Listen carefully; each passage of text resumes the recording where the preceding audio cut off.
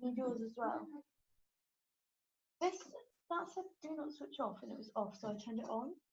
Don't know if that was the right thing to do, so sorry if it explodes. Okay, I think it's time to begin. It's 10 o'clock, so welcome everybody to week 7 of the learning series. I'm Daria Markic, and I'm a project officer on the learning project of the Disasters and Emergencies Preparedness program. And I'll be facilitating today's session. We're going to be talking about preparedness systems and planning for effective emergency response. I can just turn on my video to say hi very briefly. So hi, I'm Daria. I'll turn it off again. And today I'm joined by 3 speakers. So we've got Hussein Ullah, who's the Head of Preparedness and Advocacy at UN OCHA, Pakistan. So if I just invite him to briefly say hi. Hi to everyone. Thank you for introducing. Great. And then I have Glandina Bobson, who's my colleague from the DEP Learning Project, the country learning advisor for Kenya. And she also supports the Disaster Emergency Preparedness Program, Urban Early Warning Early Action Project in Nairobi. Glandina? Hello, good to see you. And then we also have Donna Lagdameo, who's the Senior Policy Officer and Asia Pacific Regional Focal Point at the Red Cross Red Crescent Climate Center in the Philippines. Donna? Hi everyone. I'm just having problems with what I will press, but I am happy to see you all, although hear you all. I can't press my video though, so... Oh, you can't? Okay, it doesn't matter. Don't worry about it. Okay, let's try that later, but then Hi everyone. Thanks. Great. Okay, thank you and welcome. And to all our participants, welcome back if you've joined us before. And if you're here for the first time, I want to extend a big welcome to you too. So I'll just briefly explain what the learning series is about. So this is a 10-week series of webinars that's run by the Learning Project, which is part of the Disasters and Emergencies Preparedness Program, which I've mentioned, also known as DEP, and that's co-managed by the START and the CDAC networks. And the Learning Project is hosted at Action Against Hunger UK. And the DEP program itself is made up of 14 projects and focuses on capacity building for local and national actors by investing in collaborative networks. So we're now on week 7. And previous webinars have covered a range of topics from writing case studies and lessons papers to localization and humanitarian collaboration. If you've missed any of these, they're all available in the library on the Learning Platform website, which is disasterpreparedness.ngo/learnings. And I think my colleague is typing this right now in the chat as I said it. So our aim for this session is to explore key successes, challenges, and learnings from initiatives that strengthen preparedness and planning for better response. So our 3 speakers have very different areas of expertise, which I think will make for a very rich session and discussion. And they'll also be sharing recommendations and practical tips that you can go away and apply in your own work. And before we begin, I just want to highlight a few things. So to minimize distraction and background noise, I'll be muting everybody as they come online. So just don't take it personally. If you have any technical issues, if you can't hear us or something's not working, just please message on the chat so you can see the Learning Project. That's my colleague, Alice Hale. She'll be monitoring that. Just message her, she'll be happy to help. And we'd like to make this session as interactive as possible. So if you do have any questions, if you want to share your comments, please do. We really welcome those. And we'll aim to leave a few minutes after each presentation for questions and also some time at the end. Before we move into the session outline, I just wanted to, I don't know why this is still like this. I just wanted to, go into definitions of preparedness. This can be very broad. So today we're going to be working with the UN ISDR definition of preparedness, which you can see on the screen. I'm not going to go into great detail now because I'm sure you're all familiar with it, but just to keep the discussion focused, and kind of frame it in a particular way, we'll be working with this definition. And that will be made available in the PowerPoint as well. Great. So I think, okay, let me go through the session outline. So you can see what's coming up. So done the introduction. First, we will have a presentation on emergency response preparedness by the UN and its partners in Pakistan. Then Blandina will share her experiences on strengthening local early warning systems in urban settings in Kenya. And then we'll look at how we finance preparedness, looking at kind of forecast-based financing and preparedness through resilience, and that will be led by Donna. And then we'll have some time for questions and answers. And before I hand over to Hussein, it would be really interesting to see which preparedness or resilience programs you're working on. So if you can share in the chat kind of the programs that you're part of, so we learn more about you, that would be really great. Yeah, I think that's all from me right now. I will hand over to Hussein for the first presentation. So if I'm going to stop sharing my screen, and then Hussein can start sharing his. Okay. Yes, meanwhile, I will also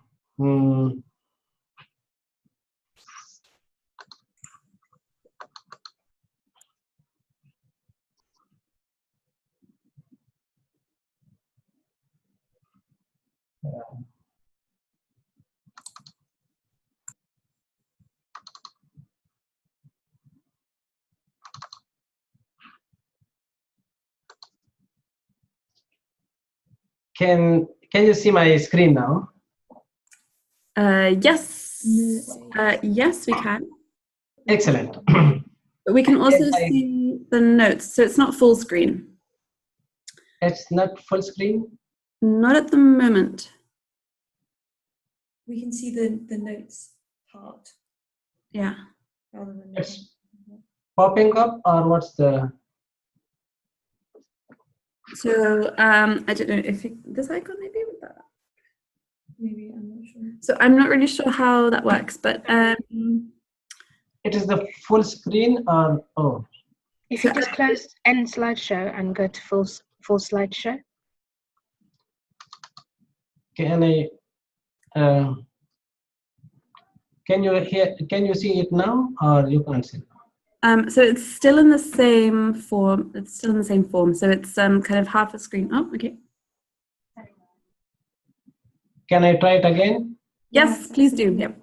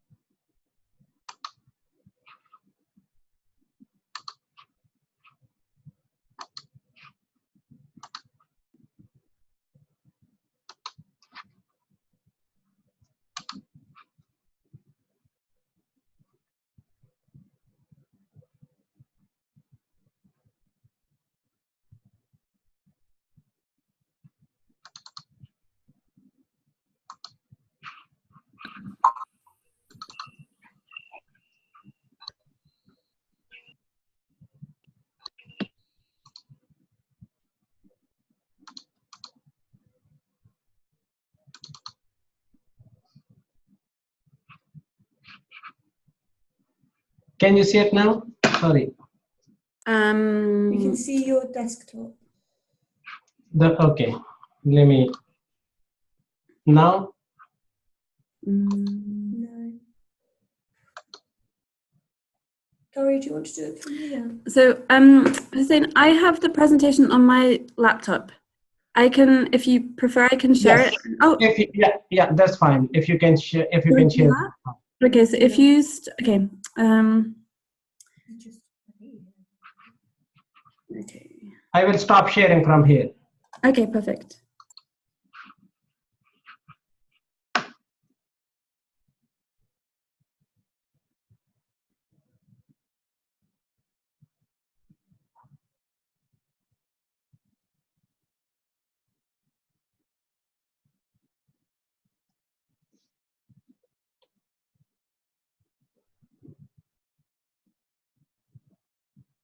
Okay, here we go. Is that okay? Yes. Okay, you can just tell me when to move to the next slide. Yeah, I'm sorry for this. From No this. problem. Yeah. Well, we'll just ask you for your support to go to just go through it. My focus is actually on Pakistan, but emergency response preparedness is a global IAC drafted guidelines, still in draft, but it is the replacing the previous guidelines, and we have been using it in Pakistan.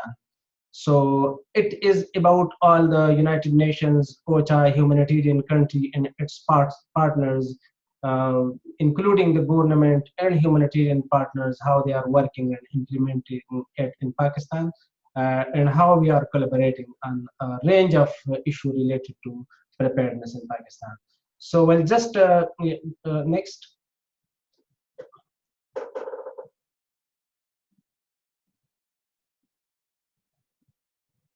Yeah. So before going to the to highlight the ERP approach, I will just highlight a number of just few things on the vulnerability of Pakistan, so you can understand the context we are working here in Pakistan and how we are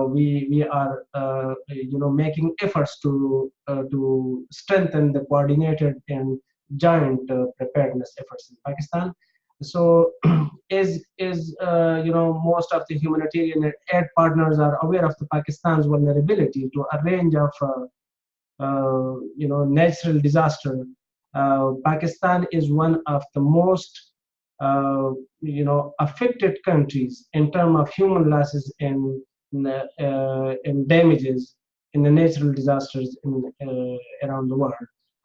It is one of the top 10 countries which are most vulnerable to the effect of climate change, and it has significant fault lines from the east to west and north to south. And the three major plates are meeting here, are meeting each other in the center of the country. So you can understand the natural disasters, kind of epicenter. Uh, the climate-induced events has been resulting, losses of $3.9 billion per year. So you can understand the losses and damages which is causing economic losses. And the three major disasters in the last 1 decade or so have affected 32 million people, and some of them are still recovering back to their normal lives. They are most vulnerable people, they are most vulnerable communities, and they are mostly affected again and again by the similar kind of, especially with regard to flood. So this is very briefly on the vulnerabilities. Next. This the recent multi-hazard vulnerability assessment in DMA with the support of partners conducted, and it shows the risking of different districts with the population to earthquake. Next. Risk ranking for floods in Pakistan with the population density, administrative boundaries, and risk ranking you can see in this. In terms of flooding, this is based on historical data as well as the landscape and a number of other indicators which are used jointly by WHP and NDMA number of partners. Next. Well, just provide you a little bit background on the new emergency response preparedness approach and how it is different from the previous interagency contingency planning process, which was the guidelines from the IAC, and the interagency contingency planning was issued in 2017, and we have been using those guidelines. But the major difference I will highlight, especially if you see this, the preparedness is not a revolutionary process. It is an evolutionary process, and driven by the needs and by the context. And that's why lesson learning from from Haiti, from Philippines, from Pakistan, pushed the IAC Task Force on Preparedness and Resilience to develop something new which can address the current needs. And that's how in 2005 and 2015, the new IAC guidelines on the emergency response preparedness were launched for testing in field. It is still a draft, but most of the countries are implementing it, especially the humanitarian country team and the United Nations country teams in different areas. Initially, the IAC, the previous IAC interagency contingency planning process was attempting to plan for the whole response cycle from the sudden onset to relief and recovery, and planning or attempting to plan for something which is unforeseen for a longer time, and that longer term unforeseen situation planning, they were missing the initial life-saving time critical response. So the ERP offers an overall framework for response readiness, but focusing on initial phase of emergency for initial 4 to 6 weeks to be ready to deliver the most critical and life-saving aids at the earliest. So the ERP approach has designed for a potential scale of the emergency which may require a coordinated response from the humanitarian community. It is not for large scale localized response or localized assistance, but this is focusing on a larger scale coordinated humanitarian response supporting the national response. So this is just to understand. Next. We'll talk how the cycle within 10 minutes. I cannot explain very in detail, but however, the emergency response preparedness approach is focusing in the peacetime to build on the minimum preparedness actions.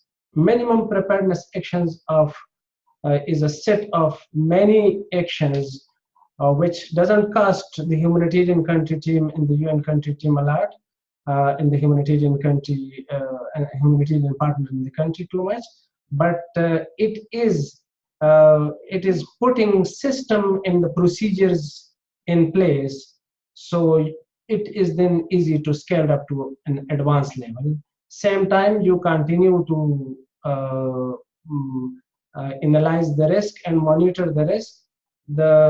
The first thing, you have to identify the hazards, a risk, then continue to monitor the risk while you are implementing the minimum preparedness actions. Then once the threats are becoming imminent, if you see the risk ranking, inform you about, guide you about the risk level, and it is going from a low risk level to a moderate risk level or to high, then it guides you towards an implementation of advanced preparedness actions, which is just getting you ready to deliver the humanitarian assistance once the disaster hits. So it is more appropriate in hydrometeorological hazards, mostly in flood and weather related or the climate change related, but not for very relevant to the sudden onset of earthquake, which doesn't provide you that much opportunity to go from one stage to another. However, there are a number of actions which you can put in place and which can better prepare you.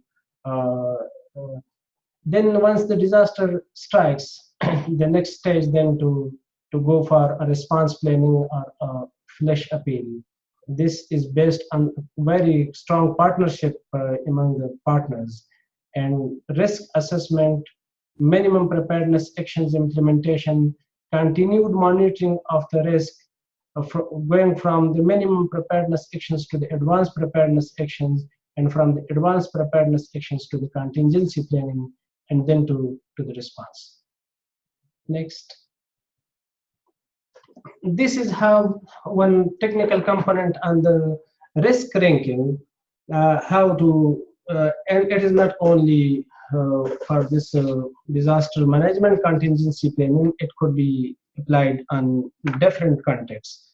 The people are using it in different assessments, risk assessment. The formula for this is to, the likelihood is multiplied by the impact, and that's how you come up with the risk.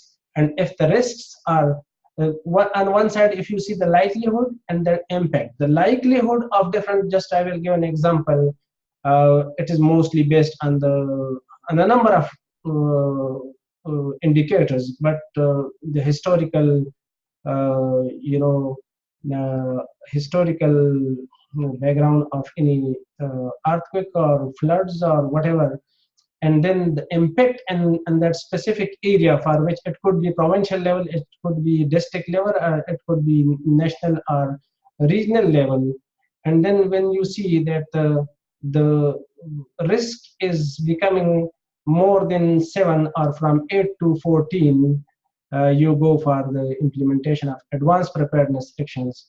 And once you see from 15 to 25, you have to then start responding to the situation. The threshold for such situation is 10, and but it is context relevant, contextualized. Now, this is not the only indicator for, which guide you towards from minimum to advanced level. You also need to consider the capacity, and other formula for that is the hazard are multiplied by vulnerability and then divided by capacity, and that also determines, because you have to see the existing capacity of the government, of the partners who can respond to the situation. In some of the country, for example, Pakistan is very relevant example for that.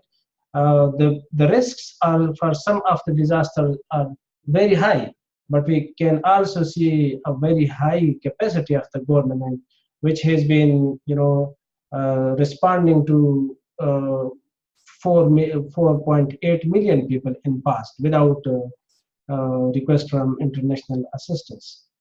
So these are contextualized, but main thing is the likelihood and impact, which can help you understanding the risk.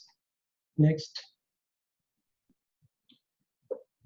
This is the how it has been implemented in the region, the Asia Pacific region, especially with our regional office in Bangkok. They have this guidance for country level or regional level. When you see that the risks are high and you have to implement advanced preparedness actions, then you have to run a disaster impact model. For example, flooding, monsoon flooding can be analyzed. The number of people could be affected. What could be the priority needs of the people, and then what kind of response it will need. What are the existing capacities, and what response minus capacities, then that will help you in analyzing the gaps to identify, and then to start planning in advocacy to address those needs. So this is how the cycle for the implementation of minimum preparedness action and advanced preparedness action. And if you see the red in between, the need assessment and analysis and strategic planning.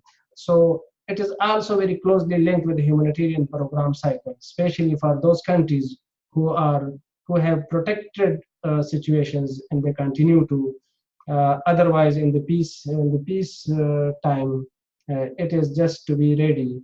And then, if there are no situation, no disaster, you test the system, you conduct a simulation exercise, and you strengthen the minimum preparedness actions. Next. Here, most of the partners, while coexist and working in a very collaborative manner, especially in Pakistan, the United Nations Country Team, the DRR Forum, START Network, a number of other development and humanitarian partners are very closely working with each other. This is in line with IAC guidelines, especially on the common framework for preparedness, which brings coherence through the coordination of a range of actors towards achieving resilience, including enhancing emergency preparedness. And the humanitarian development collective outcomes reduces people's need, risk, and vulnerabilities, and increasing their resilience, requiring combined efforts for different actors. This especially work in a situation where there are already ongoing humanitarian response. There are efforts by the humanitarian partners, and which is mostly focused on the humanitarian emergency response preparedness. And there are other efforts by the development partners who are more focused on the disaster reduction.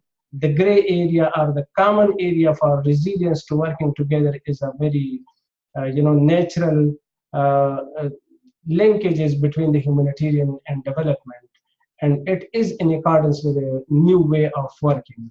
So here at the country level, the humanitarian or the resident coordinator office should is playing a role in linking the different efforts between the humanitarian partners and development partners. For example, the emergency response preparedness team in Pakistan is very closely working with the SPA3, which is the United Nations Development Assistance Framework, or the United Nations Development in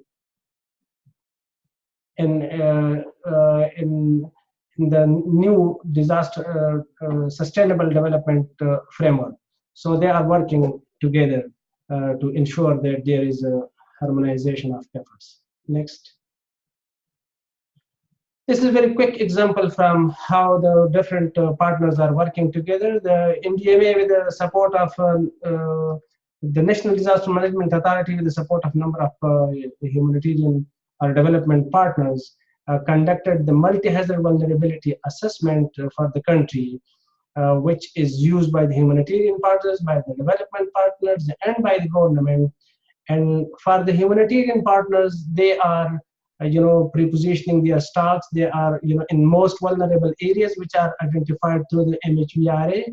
They are conducting capacity building programs. They are focusing on due diligence in the most vulnerabilities. Especially, I can tell you about the Pakistan humanitarian funds and the DRR programs for the development partners, which is contributing to enhance preparedness. Next. This is the multi-sector initial rapid assessment guidelines, which are recently endorsed by the National Disaster Management Authority, and they are used as a primary tool for coordinated assessments. Recently, NDMA has requested for undertaking a capacity building programs for 42 districts which are identified most vulnerable districts, and through collaborative networking and collaborative programming, OCHA, PHF, Pakistan Humanitarian Forum, National Humanitarian Network, IOM, TARE Fund, the SES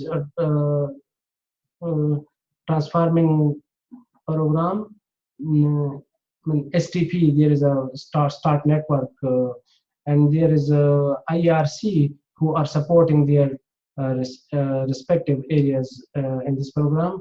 The close coordination between these partners are helping the government capacity to implement MIRA in future and nationalizing MIRA at district and provincial and national level. Next. There are a number of efforts through collaborative programs and projects, especially the cash working group, who is implementing preparedness actions to enable use of cash transfer program in future emergencies. There are stakeholders analysis they have conducted. They are conducting wage rate harmonization, and the cash working group and StartNet network are conducting trainings for partners on cash transfer programming in emergency. Cash working group is also taking stocks of partners in the cash transfer program interventions through a 4W mapping to guide the cash preparedness. OCHA is also supporting National Disaster Management Authority and developing strategic guidelines on the use of cash in emergency in Pakistan. So these are the efforts to support the cash interventions in the future. Next. There are, while there are a number of challenges to bring together a range of different partners, diverse partners in the humanitarian preparedness and response approaches and planning process. However, there are a need for better understanding the risk and the context for programmatic plannings and interventions in any given regional or national situations.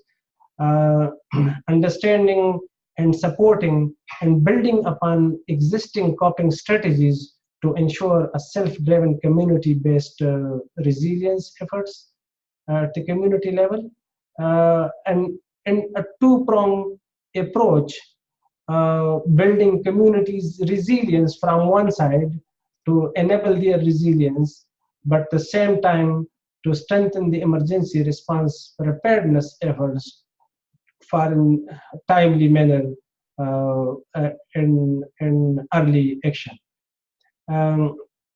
Coordination is key in this whole process, and specifically with those who are expected to be part of the response in future. They need to be coordinated now, so they are well coordinated. There is no single actors or sector which can strengthen the longer-term resilience of vulnerable households and communities by acting alone. It needs holistic and coordinated approach to explore and collaborate opportunities with the partners. This is it from my side, and I took more time, I think. But any questions, any comments are welcome on this. Or if you could share any of your experience in relevant situation. Great, thank you, Hussein. That was great and raised some really, really interesting points. I think that will lead things around coordination and collaboration and really looking to build those networks and respond in a collaborative way. I think that will actually lead quite nicely into Blandina's presentation. So what I will do, yeah, good point. So if anybody wants to ask some questions on this presentation, please type them in the chat, and then we'll leave some time at the end to come back to these. So yeah, please do share your comments and questions. Yes, we already have a couple we can see. We'll come back to them. Thank you again, Hussein. That was really great. I'm going to stop sharing my screen now, and I'll ask Blandina to begin with her presentation. Is that okay? Yes, that's fine. Perfect. Blandina? I'm here. Great. Okay.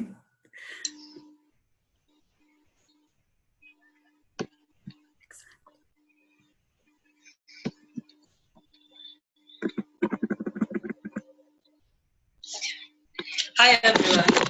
Thank you so much, Hussein, for your presentation. It was very informative. I'm going to present about strengthening preparedness at local level in urban settings.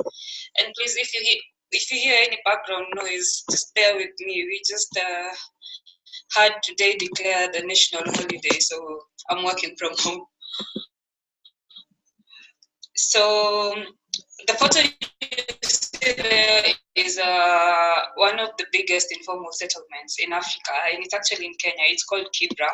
It's one of the areas that the project I'm going to present is being implemented. And so if you're wondering like why we're focusing on urban areas, I want to throw the question back to you. Like where you're joining us from, or from whichever region you are, do you have disasters in the urban areas? You can just type your answers on the chat.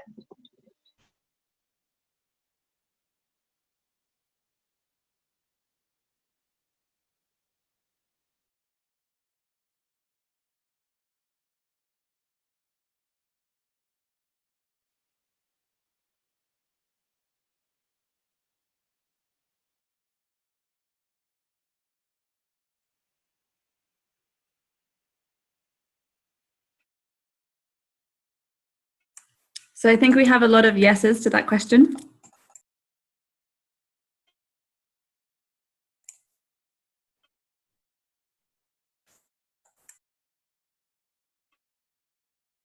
And, let me see that.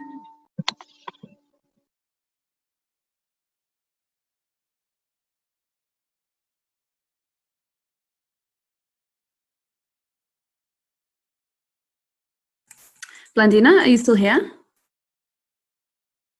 Hello? We've lost her. I think we've lost her. Okay, then I propose that we move into Donna's presentation, and we can come back to Blandina's when she rejoins us. Donna, is that okay with you? Yes. Perfect. Yeah, just in the interest of time, and I'll message Blandina separately, and we'll say that we've done that. Okay, sorry, unexpected happening, but technical issues. We have to cooperate. Okay, over to you, Donna. Yes. Good afternoon, everyone from Manila. Happy to be part of this webinar and to share with you some of the initiatives that we are doing in the Red Cross Red Crescent family to help us prepare more. But first, I would like to introduce myself again. So I'm Donna from the Red Cross Red Crescent Climate Center. I'm based in Manila and I support the Asia Pacific region and also the global and regional policy discussions that the Red Cross is involved in. So just some bits of trivia. So the Red Cross Red Crescent family is present in 190 countries. And as you all know, currently we are the largest humanitarian organizations with, I think, 7 million volunteers on the ground and thousands of chapters supporting the national societies globally. So within this Red Cross Red Crescent family, we also have reference centers. These global reference centers were established, I think, around the early 2000s to specialize on specific technical matters. And the Climate Center is one of these existing global reference centers that the Red Cross system has. So the role of the reference centers is to take into to closer look on specific technical matters and support the entire system on how to improve our work on the ground in terms of livelihoods, shelter, volunteer work, first aid, and climate change. So the Climate Center is a global technical reference center and we're a virtual team where the picture you see on the screen is the latest picture, but we're not complete there. We just had our annual team meeting that was held in Amsterdam 2 or 3 weeks ago. Climate Center was created in 2002 as part of the commitment of the Federation to really mainstream climate and science into the way we do things on the ground. And we support the movement to understand and address humanitarian consequences of climate change and extreme and even slow onset events. Aside from being the Technical Reference Center in the Federation, we are also very active in the scientific community, in the think tank community, and as we are a mixture of scientists, policy advocates, and policy practitioners, and the on the ground practitioners on the on climate and community work. So in essence, the work of the Climate Center really tries to bridge the science, policy, and practice nexus. And this bridging of science, policy, and practice helps us to develop tools, approaches to support the national societies on the ground. So one of the tools that we have developed, and I would be focusing on two specific tools and approaches that we are promoting globally to help us in our preparedness work amidst the changing landscape of risk that the communities are facing. So the first tool that I'm sharing with you is called the Minimum Standards for Local Climate Smart Disaster Risk Reduction. This was developed around 6 years ago, I think, and it was even tested in Indonesia and the Philippines as part of our global program called Partners for Resilience. The minimum standards is, I'll be happy to share the link later on, but in essence, it is a set of two sets of actions for the NGO community and for local governments to help them really identify actions to make their risk reduction climate smart and put science into it. It is like a sequence of activities, very simple ones, but very effective ones that will actually lead. And the end is the hope of this minimum standards is in the end, people can really not only identify the risks that they're facing, the short, medium, and long term, but really are able to act upon it, understand it, and also improve their activities and lives on the ground based on this better understanding and awareness of the climate smart actions on risk reduction. It's, I think, if I'm not mistaken, there's 11 points of action that countries and national societies and even local governments are currently using to help them in their mainstreaming efforts. The other, aside from developing tools like this, we also are very, very known for our interactive approaches. We do a lot of games, and these are all in the website. Hello? Could I just ask everybody except Donna to mute?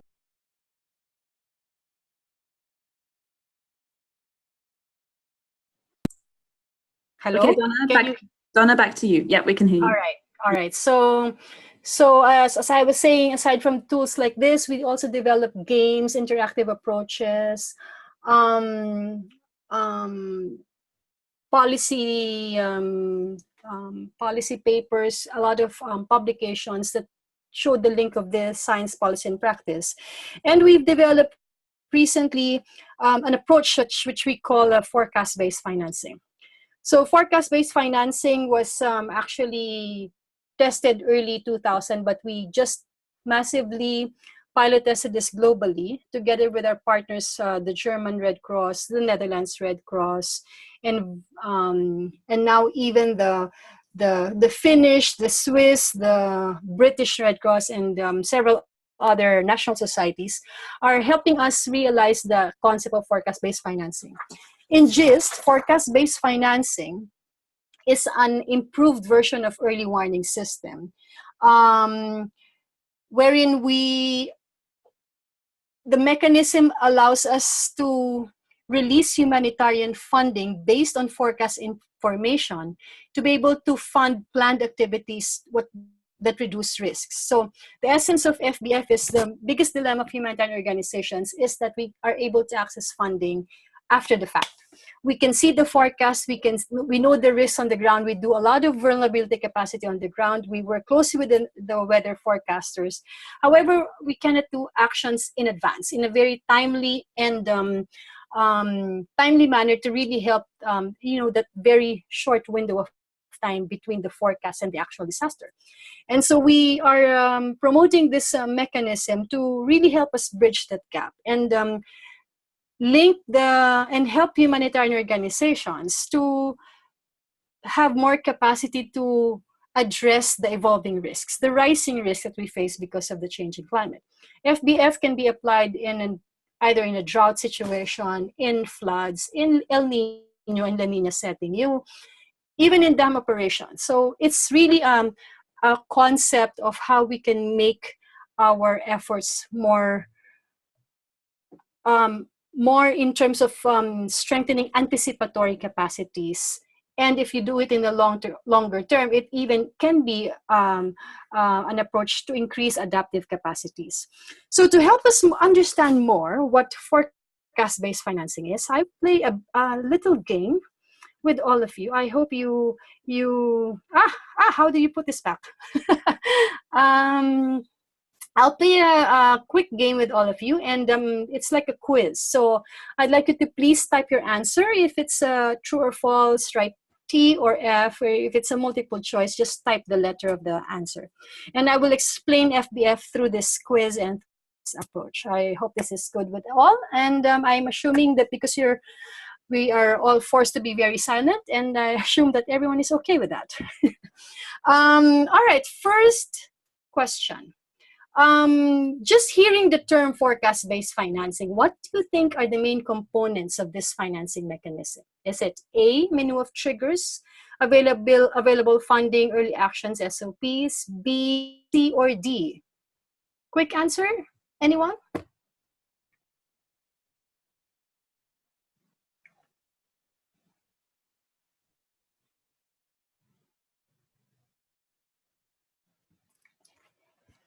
Great. Majority answered A, and this is actually the correct answer.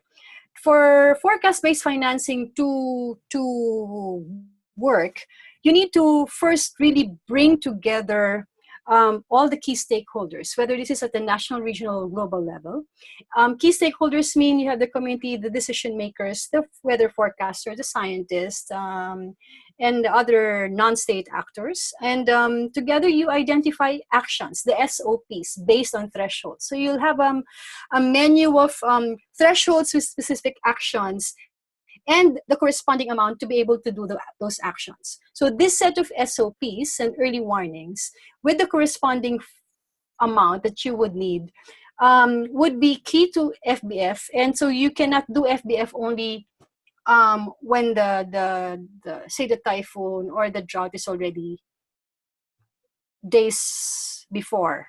It really needs it's anchoring on a very strong risk-centered approach, and then you match that with the menu of triggers. So once you hit the threshold, and then automatically you can do the actions because you already have the funding to do so. So that's the essence, and you don't need to bring together again decision makers. Okay, this is the forecast. What do we do? A, B, and C, because you already have a plan. So it's automatic. Next question. Forecast-based financing is the same as an insurance mechanism. What do you think? This is a usual question that is asked from us every time we present this. Is it true or false?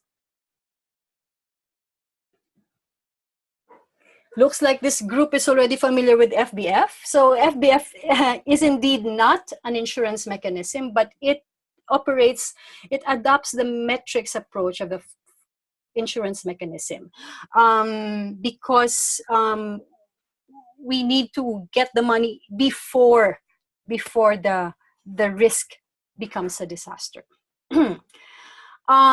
Is early warning systems concept linked to FBF? I think I gave away this answer already before I started.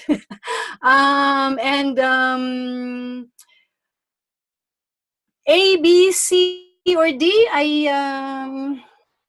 I would assume that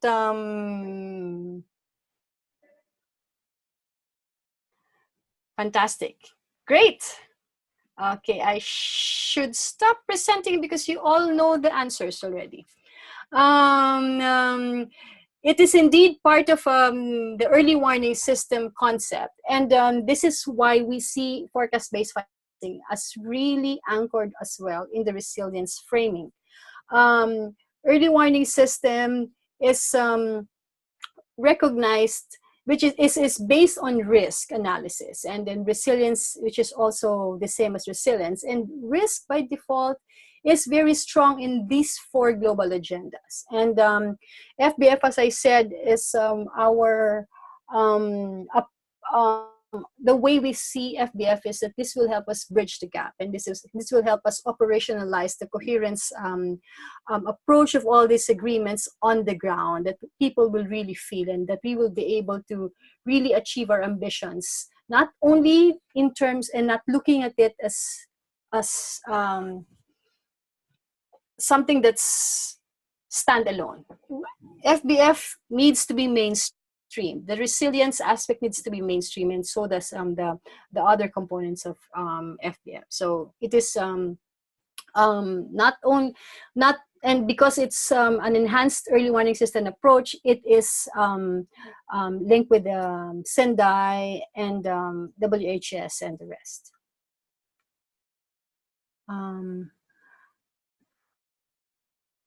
All right, 5 minutes. Okay, so I will now just give you the answers to the questions, so we'll be faster. Which funding mechanism would be useful for FBF? Actually, you can have a million options for this. We are seeing helping the donors change the mindset of when they will actually release the funding. Even the government institutionalized funding can adopt the FBF mechanism, social protection, even pooled funds. You can really have an array of options on how to operationalize forecast-based financing. We also really see that the FBF is an important component of FBF is to see it as part of the institutional mechanisms in government, and that help us to sustain it, not to be really dependent on donors, but really in local governments releases their funds, national governments use their calamity funds, and so on.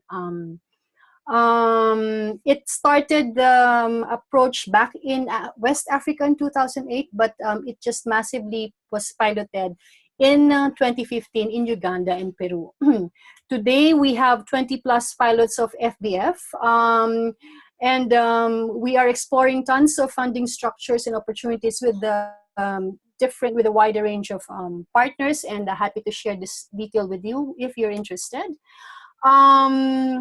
So this diagram can show you really how it is done. We need to understand the risk scenario, identify the forecast, the danger level, formulate the actions to have a set of SOP, and then validate the protocols with the actors and continue to monitor. A very strong role of the Hydromet office is very essential in the FBF. However, there have been a lot of lessons learned since we started piloting FBF, and one of which is really that it cannot be applied in a small community. It needs to be embedded in long-term structures and institutional mechanisms in country or the region to really feel the effect of FBF. It needs to have a robust set of evidence in terms of forecast verification and so on and so forth. And it needs really tons of capacity for not only national societies, but a lot of partners. A quick example, in Asia Pacific, we have FBF operating on the ground. And with our efforts in FBF, we really saw the reduction in terms of losses, and how by investing in FBF, we can really save money and also really help the most vulnerable communities on the ground. We have lessons in FBF. We see that it will really be effective if we scale it up, do specific actions on the ground, and have innovative solutions for people to understand it, own it, and really have a change of mindset about things. This diagram just simply shows how it can be institutionalized, and this is something that we are fully rolling out in different countries in the region and globally.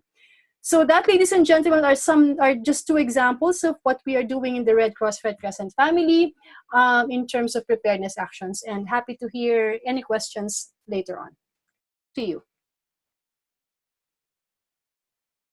Thank you, Donna. That was really great, and sorry that you had to rush that, but I'm conscious that it's almost 11 o'clock. If anybody has any questions for Donna, please do type them in the chat. We'd really be interested to hear. So Blandina is back online. I'm just wondering, I think what we'll do, we know that it's almost 11 o'clock, so I think we're going to run over. Just, I think we'll keep going for another 15 minutes maybe. So anybody, if you have to go, that's totally fine. We appreciate your time, we understand, and sorry for the delay. I'm just wondering, should we go back? Okay, so what I'm going to do is I'm going to ask Blandina to go into her presentation, and then we'll come back to questions for Hussein and to Donna. Okay, so Blandina, if you're back with us, over to you.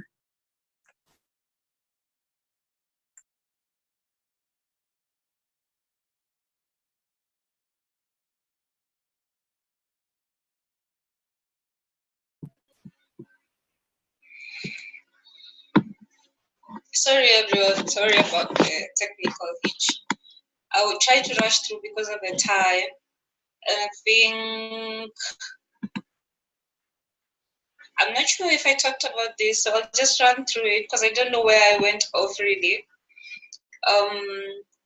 So basically what the Urban Early Warning Early Action Project is trying to achieve is to pilot appropriate indicators that will mitigate slow onset emergencies, and this is food insecurity in the informal settlements of Nairobi.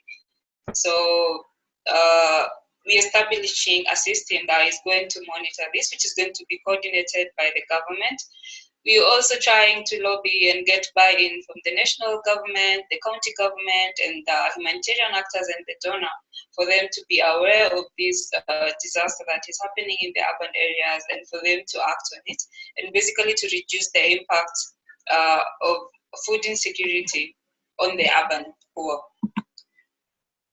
Key successes of the team of the system so far: we have a set of indicators that we are using to monitor food security situation in the urban areas, and these started with a 5-year research project that was basically trying to come up with indicators that would be appropriate for food insecurity or for food security situation in the urban areas. The IPC phase classification indicators mainly focus on rural areas, and some of the elements that they monitor really cannot be monitored in the urban areas. Things like livelihoods. So when you talk of livelihoods in the rural areas, you're basically talking about farming, you're basically talking about livestock, or when you come to the informal settlements or the urban areas, the main source of livelihood for most people is employment or businesses. So really you can't see how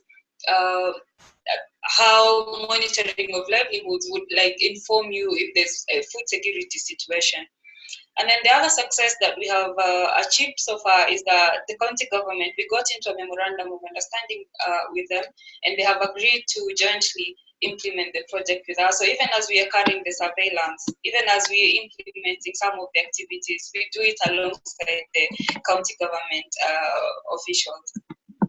Key challenges, or two main key challenges that we have experienced so far, is that there is lack of appropriate policies that support that addressing of slow onset emergencies.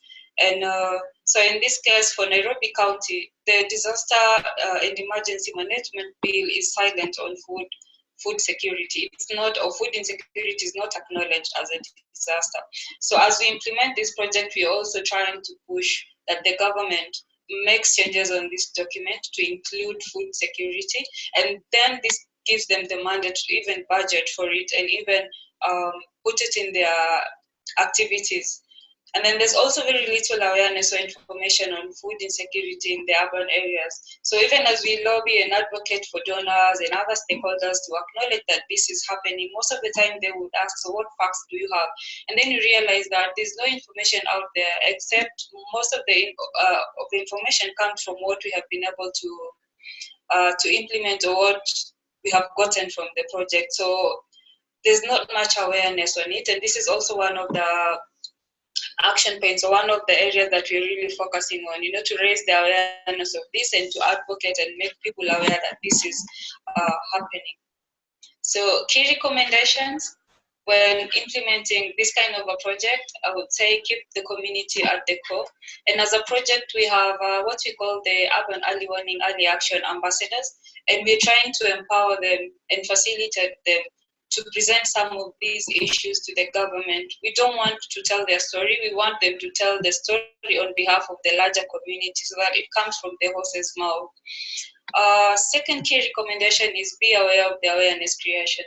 When we started the project, we really thought it's going to be easy. You just go to a meeting or a forum with stakeholders and you tell them, these are the issues, this is what we need to do.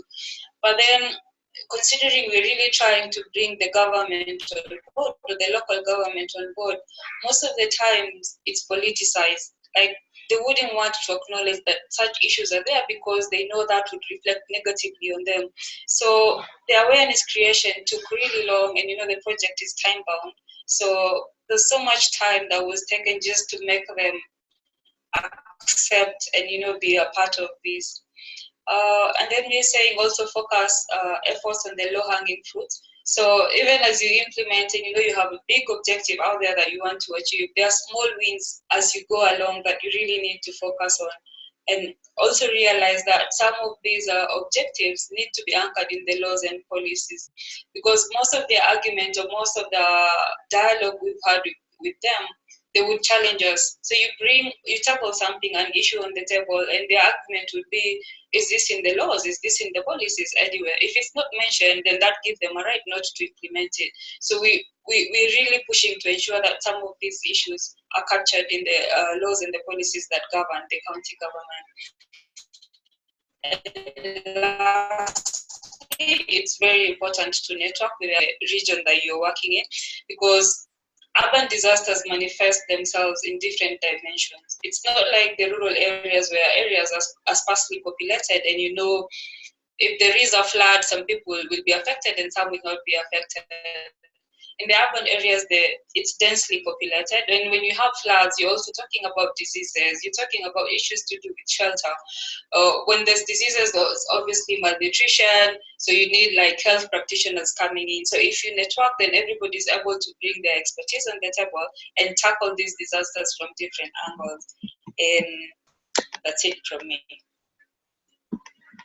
Oh, thank you, Blandina. Wow, that was super quick, an express presentation. Let me just go back to sharing my screen. So I want to say thank you to all of our speakers for that. And I think there's some really common themes emerging. Even though we had 3 very different perspectives and 3 very different angles, I think things around obviously coordination, collaboration, and really working at the local level, that seemed to be kind of common to all 3 presentations. Okay, finally on to questions. So we have a couple in the chat. The first one, I think Shahana asked to Hussein. So the question is from Shahana in Bangladesh, and she says, I'm very curious to know, what was the key success factor for a well-coordinated approach? As in Bangladesh, we are struggling with a coordinated approach. So Hussein, if you are still here, that's a question for you. Yeah,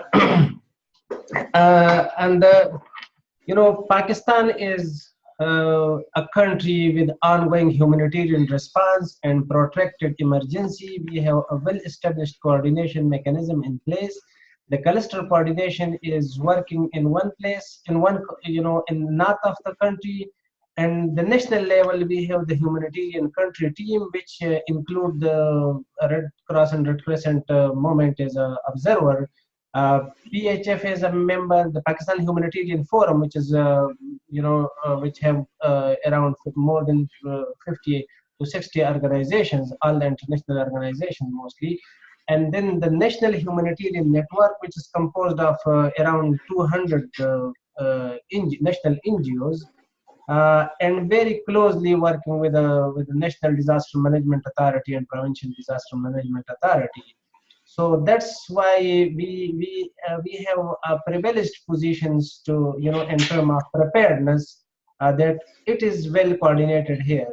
However, we understand that there is now an ongoing emergency in Bangladesh, responding to the refugees crisis. So they will be also having kind of a humanitarian country team in place, clusters coordination. Maybe the refugees response is different from the IDP's response. So that might be a bit different, where the lead is with UNHCR. That's the refugees model. But this need very close, and not only within the humanitarian community, but how the development partners and the humanitarian partners can work together, and how the development and humanitarian can closely work with the government. It is also building upon the national vision. For example, we have a 2025 vision, a Pakistan 2025 vision, which is in line with the SDGs, with a number of international frameworks. So, aligning these international efforts to these existing frameworks also help you in better coordinating the development and humanitarian nexus and preparedness and resilience efforts. Great, thank you. So Shahana, I hope you have your answer. That's really great. Thank you for that really comprehensive answer, Hussein. And I wonder, I guess if anybody has other questions for the speakers, I wonder if you can contact them as well. I haven't asked them, but maybe that's also an option if you have further questions. Do we have anything else? Let me see. So Shahana, so just one more thing. Everybody, so there is a question. So Donna's response to the difference between forecast-based financing and DRR. So that's just, there's a conversation happening in the chat right now where Donna's provided her answer. And do we have any other questions? Okay, so we have one more question. Do we have any questions for Blandina? And I know her presentations. Okay, let's have a look. Sorry, just bear with me 1 second. Okay, so there's a question about any experiences of ensuring food security in urban settings in case of general disasters when the communication with the outer region is blocked. So Blandina, do you have any examples of that? Where if you cannot communicate with the outer region, how can you ensure food security in the urban setting in the case of a disaster?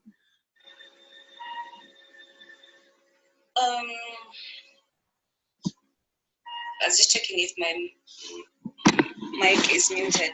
Okay, so basically the experience we've had for us, we've had droughts where the areas that are producing food are usually not able then to produce food for even people in the urban areas to buy. So most of the things that people will ask for in terms of livelihood for them, I mean, it's because the food prices go high, and then the source of income or whatever they're getting from the casual jobs that they're doing is usually very small to even support them in meeting their needs. So usually what they're asking for, what they ask of us is ways of them to get, employment, meaningful employment. And most of them are usually exploited because in any urban setting or in any informal settlements, usually you would find that the neighboring area is usually a very wealthy neighborhood where these people work, and they're usually exploited. So what we are also doing is to try and advocate for them, for their wages for them to be paid according to the jobs that they do. So working with these wealthier neighborhoods or their employers and tell them, these people, this is what they deserve, and this is what the government says that somebody should earn maybe in a day or in a month. So we're trying to work to ensure that their wages are raised, so that in the event that even the rural areas are unable to produce these foods, then whatever that is available is usually very expensive. whatever they get is able to at least meet some of these needs.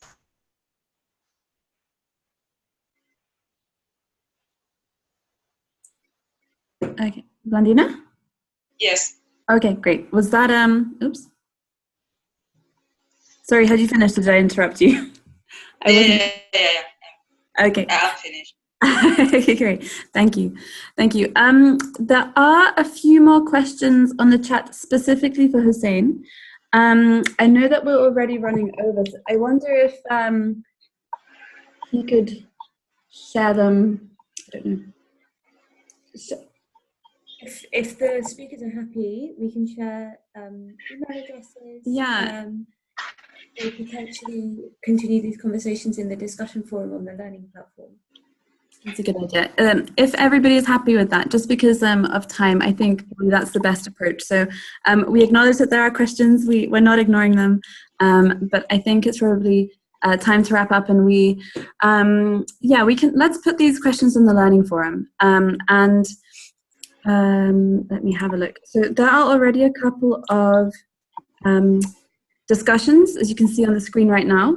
So these discussions are already on the learning forum. If you just click on the links, they will take you right to the forum and you can share your answers. And what we'll do when we send out the recording of this session, as well as the speakers' presentations, we'll add those questions in for the speakers to share their answers. So yes, I would like to thank everybody, especially for staying longer than 11 o'clock. We've had some really interesting discussions. Thank you so much for all your participation, and especially for the presentations that we had. And as I said, we'll share those. You'll get an email this afternoon probably, or tomorrow, with everything that, all the resources that are here. So we're back next Wednesday, and we'll be looking at the localization of learning.